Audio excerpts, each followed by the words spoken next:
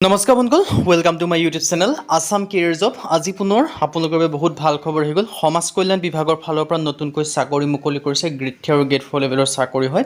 10 পাছৰ পৰা এপ্লাইসমূহ কৰিব পাৰিব অসমৰ সকলোৰে বাবে চাকৰি আছে এতিয়া এপ্লাইসমূহ কৰি লওক সো কেনেদৰে আবেদনসমূহ কৰিব পাৰিব কোনটো পদৰ ক্ষেত্ৰত কিমানকৈ এজ ক্ৰাইটেৰিয়া বিচাৰিছে কোৱালিফিকেশ্যন বিচাৰিছে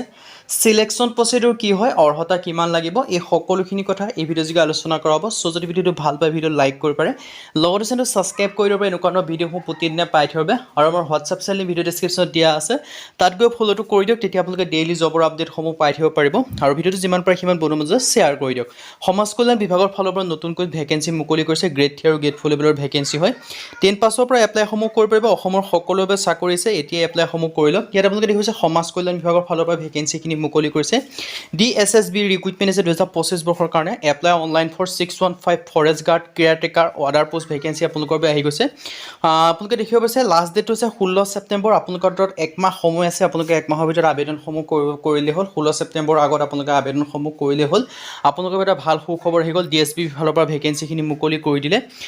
পোষ্ট নেম লিখা হৈছে ফৰেষ্ট গাৰ্ড কেয়াৰটেকাৰ ভেৰিয়াছ আদাৰ পোষ্ট আপোনালোকে দেখিব পাইছে টোটেল ভেকেন্সি দেখি হৈছে ভেৰিয়াছ ভেকেন্সি আছে এডুকেশ্যন কোৱালিফিকেশ্যন 10 পাছ হওক 12 পাছ হওক ITI ডিপ্লোমা এনি গ্ৰেজুৱেশ্যন আপোনালোকে হ'লে হ'ল আপোনালোকে আবেদনসমূহ কৰি ল'ব পাৰিব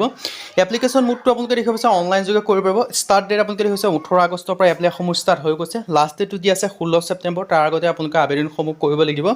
হু কেন এপ্লাই অল ইণ্ডিয়া মেল হওক ফিমেল হওক সকলো আবেদনসমূহ কৰি ল'ব পাৰিব সো যদি আপোনালোকে ইণ্টাৰেষ্টেড হয় ইলিজিবল হয় আপোনালোকে আবেদনসমূহ কৰি ল'ব পাৰিব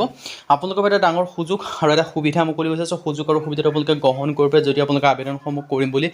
ভাবি আছে তেন্তে ভেকেন্সিখিনি ক্ষেত্ৰত আবেদনসমূহ কৰি ল'ব পাৰিব সো যদি আপোনালোকে ইণ্টাৰেষ্টেড হয় ইলিজিবল হয় আবেদনসমূহ কৰি ল'ব পাৰে ফৰেষ্ট গাৰ্ড কেয়াৰটেকাৰ এনেকুৱা ভেকেন্সি মুকলি কৰিছে 10 পাছ 12 পাছ and ITI diploma graduation pass কৰিলে আবেদনসমূহ কৰি ল'ব পাৰিব সো যদি আপোনালোকে ইণ্টাৰেষ্টেড হয় ইলিজিবল হয় আপোনালোকে আবেদনসমূহ কৰি ল'ব পাৰিব ইয়াত ধুনীয়াকৈ ইলিজিবিলিটি ক্ৰাইটেৰিয়াখিনি সকলোখিনি কথা উল্লেখ কৰি দিছে সো আকৌ এবাৰ কৈ দিছোঁ আপোনালোকে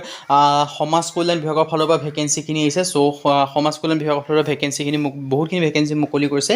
10 পাছ হওক 12 পাছ হওক গ্ৰেজুৱেশ্যন সকলো আবেদনসমূহ কৰি ল'ব পাৰিব ফৰেষ্ট গাৰ্ড কেয়াৰটেকাৰ আদাৰ পোষ্টৰ পৰা আদি কৰি সকলো ধৰণৰ ভেকেন্সি আপোনালোকে দেখিবলৈ পাব আপোনালোকে যিটোতে ইলিজিবল হয় আপোনালোকে সেইটোতে আবেদনসমূহ কৰি ল'ব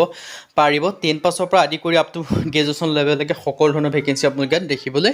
পাব এপ্লিকেশ্যন ফিজৰ ক্ষেত্ৰত ধুনীয়াকৈ এপ্লিকেশ্যন ফিজৰ কথা উল্লেখ কৰি থোৱা আছে সো যিটোতে ইলিজিবল হয় সেইটোতে আপোনালোকে আবেদনসমূহ কৰি ল'ব পাৰিব মিনিমাম এজ 18 বছৰ মেক্সিমাম 37 ইয়াৰ্ছলৈকে পাৰিব আৰু লগতে আপোনালোকে এজ ৰিলেক্সনসমূহ লাভ কৰিব পাৰিব SC ক্ষেত্ৰত 5 বছৰকৈ OBC ক্ষেত্ৰত 3 বছৰকৈ আৰু PWBDৰ ক্ষেত্ৰত 10 বছৰ পৰ্যন্ত এজ ৰিলেক্সনসমূহ লাভ কৰিব পাৰিব সো যদি আপোনালোকে ইণ্টাৰেষ্টেড হয় ইলিজিবল হয় আপোনালোকে আবেদনসমূহ কৰি ল'ব পাৰিব এজ ৰিলেক্সনসমূহ লাভ কৰিব পাৰিব সো যদি আপোনালোকে ইণ্টাৰেষ্টেড হয় ইলিজিবল হয় আপোনালোকে আবেদনসমূহ কৰি ল'ব পাৰিব মিনিমাম এজ 18 কৈছে মেক্সিমাম 37 লৈকে পাৰিব আৰু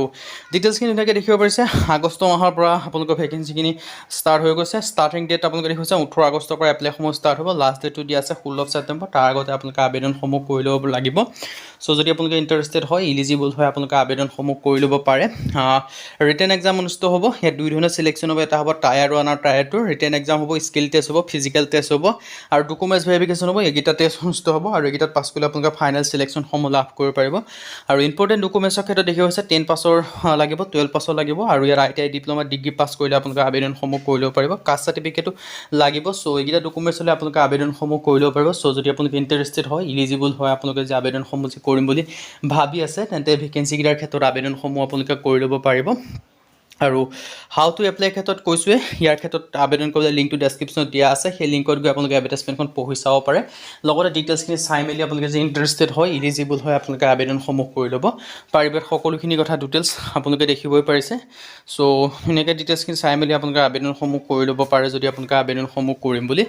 ভাবি আছে ইয়াৰ আৰু মই আপোনালোকক আকৌ এবাৰ জনাইছোঁ টোটেল ভেকেন্সি 615টা ফৰেষ্ট গাৰ্ডৰ পৰা আদি কৰি কেয়াৰটেকাৰ পৰা আদি কৰি আদাৰ পোষ্ট বিভিন্ন ভেকেন্সি দেখিবলৈ পাব 10 পাছ হওক 12 পাছ হওক গ্ৰেজুৱেশ্যন হওক সকলো আবেদনসমূহ কৰি ল'ব পাৰিব যদি আপোনালোকে আবেদনসমূহ কৰিম বুলি ভাবি আছে ইয়াত ধুনীয়াকৈ ভেকেন্সিখিনি আপোনালোকে দেখিব আছে BA হওক BCom হওক BSc হওক সকলোৱে ভেকেন্সিখিনি ক্ষেত্ৰত আবেদনসমূহ কৰি ল'ব পাৰিব 10 পাছ হওক 12 পাছ হওক গ্ৰেজুৱেশ্যন হওক সকলোৱে আবেদনসমূহ যি কৰিম বুলি ভাবিছে আপোনালোকে আবেদনসমূহ কৰি ল'ব পাৰিব মিনিমাম এজ 18 বছৰ মেক্সিমাম 37 ইয়াৰলৈকে পাৰিব 18 পৰা 37 বছৰ লগতে এজ ছিলেকশ্যনসমূহ লাভ কৰিব পাৰিব সো যদি আপোনালোকে ইণ্টাৰেষ্টেড হয় ইলিজিবল হয় আপোনালোকে যে আবেদনসমূহ যে কৰিম বুলি ভাবি আছে তেন্তে